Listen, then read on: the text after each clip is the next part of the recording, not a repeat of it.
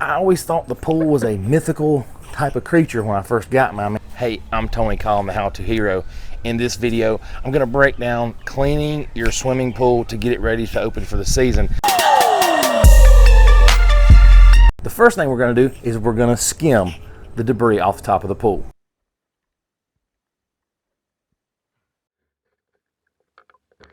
This is the first video in a multi-video series, and the reason I wanted to do this was because I always thought the pool was a mythical type of creature when I first got mine. I mean, I'd look on the internet, try to find resources and things and how to do things and how not to do things, and you can get inundated with so much information when it comes to the pool.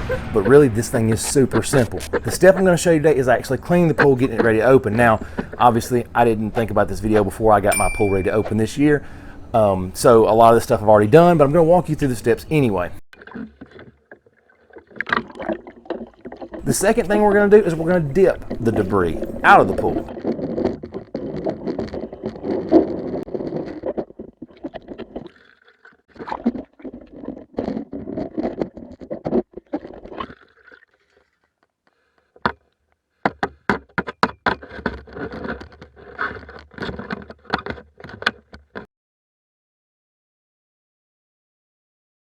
I'm going to scrub the pool with a brush on the extension pole. Scrub the sides, scrub the bottom, get all that stuff agitated up so that I can get it out of the pool.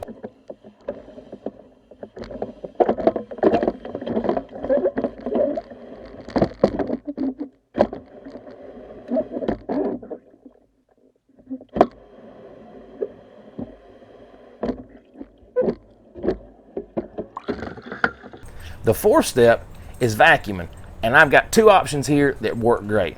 The first, the manual vacuum.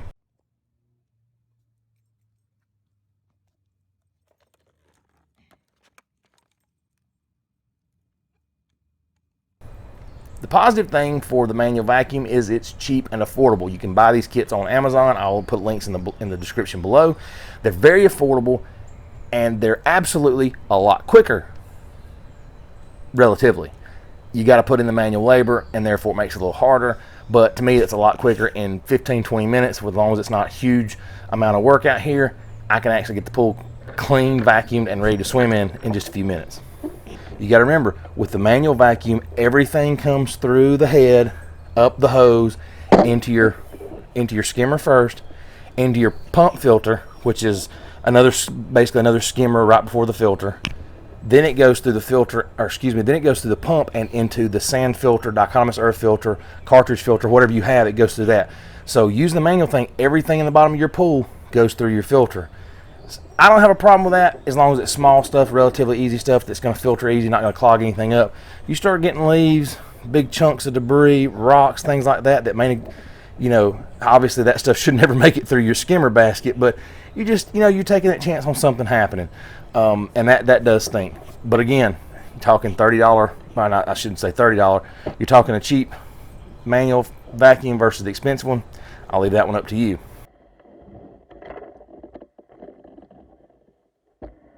Finally, the last step that I have that's a part of the vacuuming step, it's the robotic vacuum. And this is pretty self-explanatory. It's a robot that you plug into your system, you plug into an outlet, it's autonomous, whatever you use. It's a vacuum that you don't have to put much effort into. So this is my Tigershark, and actually this is one of two Tigersharks. First one didn't last a year, but Hayward made it right, sent us a fresh one, and so far this one's done really well. You just take this bad boy, plug it into your system here. This is an autonomous one. This one does not connect to my pool system at all. It is a plug and play. Plugs into 110. I hook the power cord into the body of the unit there. Adjust the arms on it here, throw it off in the pool, and it does its thing. It's got a quick feature and it's got a full cycle, and it's relatively easy to use. Well, it's actually very easy to use. Cleaning it's pretty simple too. If you guys are interested in how to clean your Tigershark, leave a comment in the comment section below and I'll show you how I clean mine. It's pretty easy, pretty simple, and you can get your pool super clean super quick.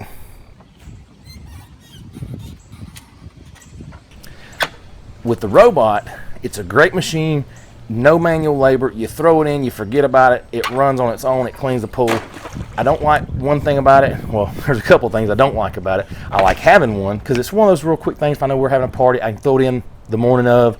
It's pretty much got everything vacuumed. The problem is this thing's like $1,300. The one that I have, Tigershark, it's like $1,300. I'll put a link in the description below. Check it out. We love ours, but if it breaks, I'm gonna have a broken Tigershark, and I'm gonna be using the manual vacuum just because it's a lot cheaper. The other thing I like about the Tigershark is that it picks up pretty much everything that it runs across. Now, with that being said, I don't leave big debris in the pool. There might be a few leaves here and there, but I don't have to worry about it. Picks all that stuff up, and I don't have to worry about it going through my filter system on my pool. So there you have it. There's all the steps in the first video. Make sure you watch the second video. I'm going to be doing them weekly. This is the first video on how to clean and maintain your pool. And the first thing we got to do is we got to get out the debris. That should be pretty well the first thing you think of anyway. Get that debris out and you can start getting your pool clean. It's relatively simple after that. Make sure you check out the next video and we'll go through the testing procedure. This will be part where we actually have a test kit and we test our pool water, or you take your pool water to a local pool company and have them test it. It's easy and affordable, and you can test your pool and get moving on this. This is completely DIY stuff. Make sure you stay tuned.